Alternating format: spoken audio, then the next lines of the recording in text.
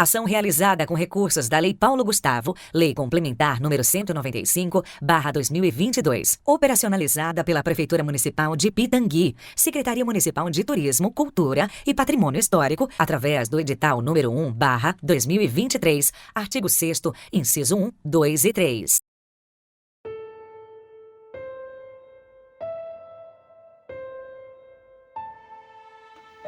Eu tenho uma ligação muito forte com Pitangui. Foi aqui que meus pais nasceram, e era esta a cidade onde eu, quando criança, passava minhas férias.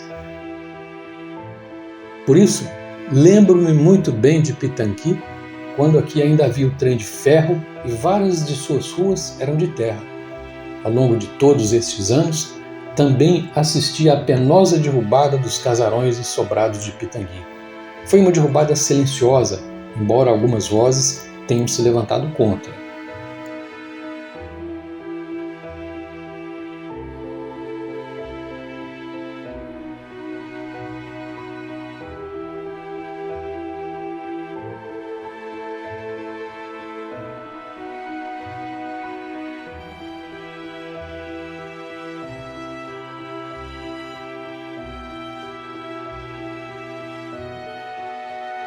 Durante algum tempo, no início dos anos 2000, eu fiquei sem vir a Pitangui.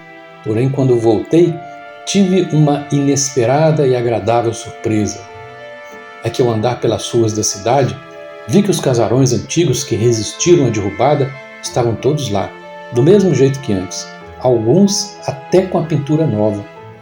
Não havia, com raras exceções, edificações históricas em ruínas, como cansei de ver durante muito tempo. Foi aí que eu pude entender melhor o que foi o tombamento do Centro Histórico de Pitangui e seu impacto sobre o patrimônio histórico da cidade.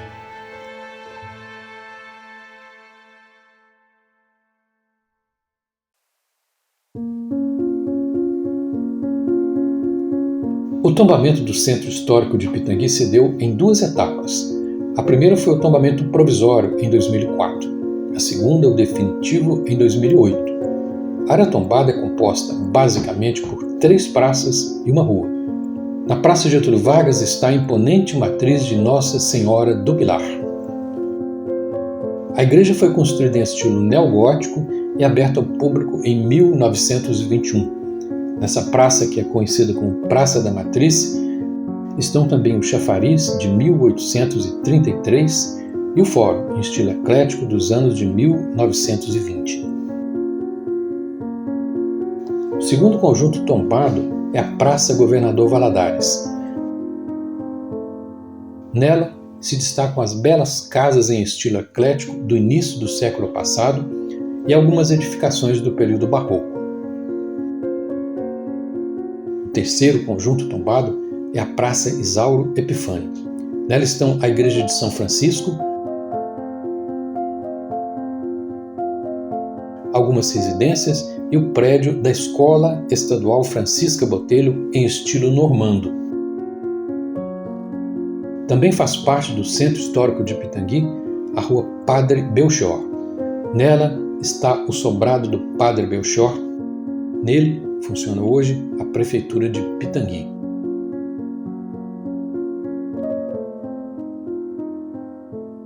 O tombamento ele foi muito importante, né, mesmo que tardio, né, e eu falo que tardio porque pela importância que Pitangui tem para Minas Gerais ou para o Brasil, ele deveria ter sido reconhecido, né, muito antes. Isso fez com que a gente perdesse muitos exemplares, né, da nossa arquitetura e, consequentemente, um apagamento da nossa história.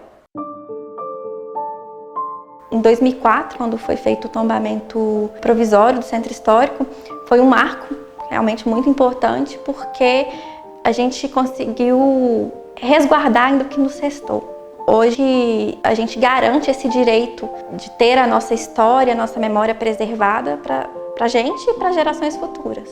Se faz o tombamento de uma cidade, do patrimônio histórico de uma cidade, para que aquela sociedade tenha o conhecimento do seu passado, entenda o seu presente e planeje o seu futuro. O tombamento não tem fim em si mesmo. Tombar por tombar. fazer com que a cidade colha benefícios com o tombamento do centro histórico é desenvolver o turismo, mas o turismo cultural, favorecendo os patrimônios locais, não só o patrimônio físico, o patrimônio material, ou seja, os nossos casarios, como também as tradições, as festas, os costumes, os modos de fazer, de saber, que são transmitidos de geração para geração. Ou seja, realizar pequenos eventos para literalmente povoar o centro histórico, trazer as pessoas de fora para a cidade para vivenciar Pitangui. A partir do momento que a gente cria motivo de visitação no centro histórico, isso vai se firmando, vai criando tradições, novos negócios vão gerando, e isso vai cada vez mais fortalecendo a ideia do tombamento, não só como um ato jurídico, mas como uma coisa continuada.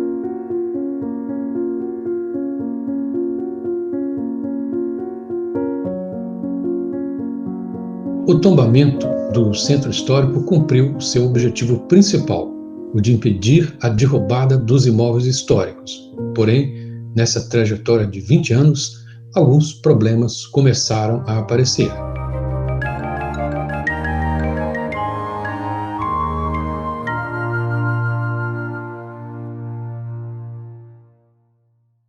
Se por um lado a gente teve essa garantia, né, do nosso direito a ter nossa história, nossa memória preservada, eu sinto que a gente teve um distanciamento da população no geral com aquele patrimônio. Ao contrário do que se esperava, né, esse processo de tombamento do núcleo histórico, ele motivou um esvaziamento populacional e um esvaziamento econômico.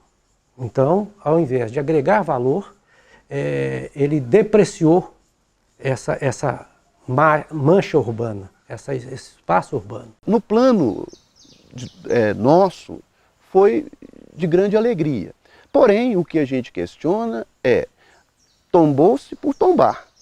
Eu não vejo a implementação nas escolas, o próprio comércio da cidade para aproveitar essa ideia do tombamento e tirar mais empregos, mais trabalho, mais renda para o município.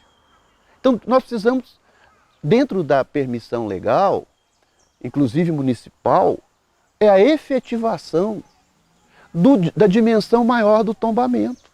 Para reverter isso, a gente tem que rediscutir esse processo de tombamento. Talvez a não participação da comunidade no geral nesse processo de tombamento e em ações, né, até de educação patrimonial que levam essa comunidade a entender o que é esse patrimônio, isso acaba gerando um efeito negativo, né, de não reconhecimento. E aí a falta desse sentimento de pertencimento, né, de que aquilo é um patrimônio seu também, né?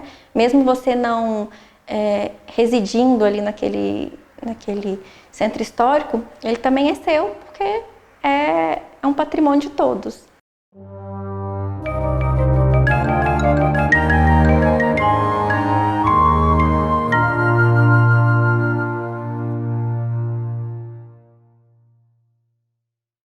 O núcleo histórico, então, que se pretendia valorizar, a gente observa uma certa desvalorização, uma crescente desvalorização, porque os proprietários passaram a ter um ônus a mais para a manutenção, porque essa manutenção ela tem que ser acompanhada por uma profissional da área, tem que ser aprovada no IEFA, né? O IEFA não vem aqui aprovar, tem que ir lá.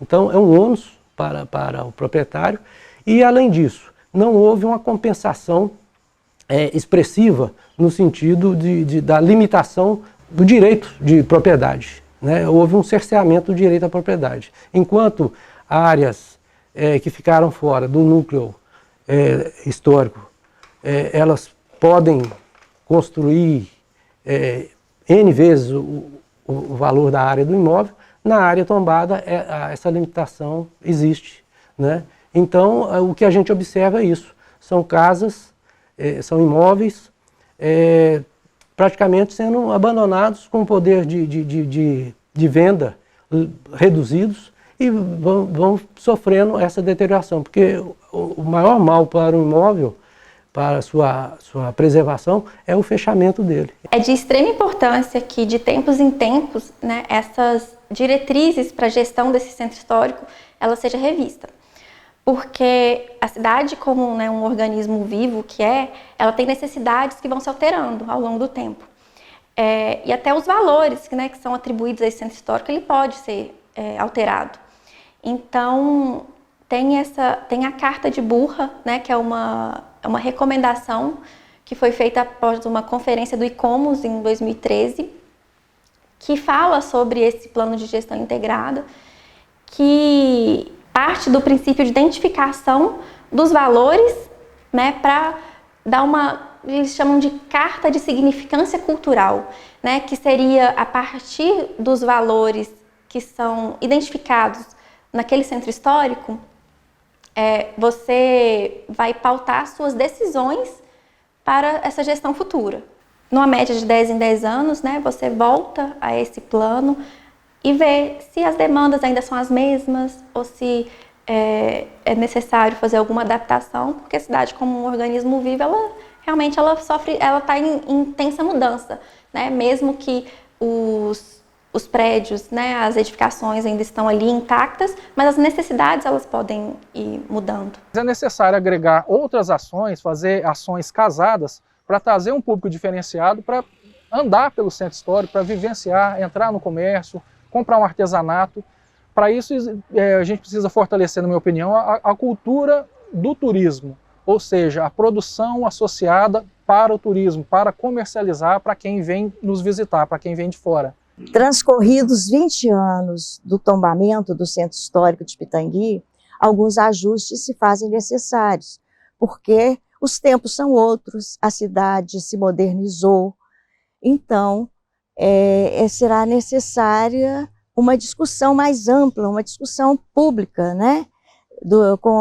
E análise desse tombamento e seus pormenores.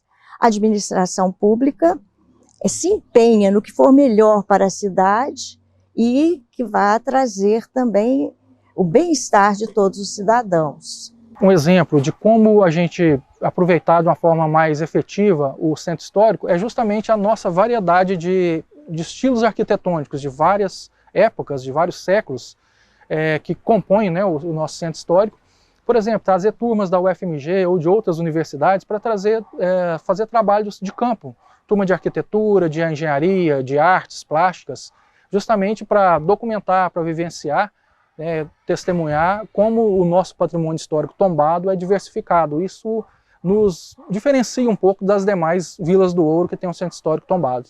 Será importante também contar com o apoio do Estado para cursos que possam qualificar a mão de obra que vai atuar nesses imóveis tombados, assim como atrair também os investidores, os empreendedores, né, que possam ver nos imóveis tombados, com incentivo do Estado, possam ver possibilidade de novos investimentos. Esse processo precisa urgentemente ser revisto, né? Porque se pensou uma coisa com ele, obteve um resultado e obteve justamente o contrário, né? Uma desvalorização dessa área. Então, existem mecanismos que podem reverter isso, no sentido de valorizar essa área, repovoar essa área, né? Dar valor econômico nessa área, transformar num vetor de atração econômica, social, cultural, né? Mas aí todos os atores envolvidos devem participar. IEFA, Prefeitura, Câmara e comunidade organizada, né? O cidadão. Para nós é uma alegria, mas queremos mais, queremos que os outros, os co-cidadãos, também aproveitem desse benefício. Dá tempo ainda. O que se pensou não deu certo, apesar das boas intenções, não deu certo, não está dando certo. Então, há tempo ainda da gente mobilizar, discutir, conversar, fazer o que não foi feito no início, né, para a gente reverter isso. É possível? É possível.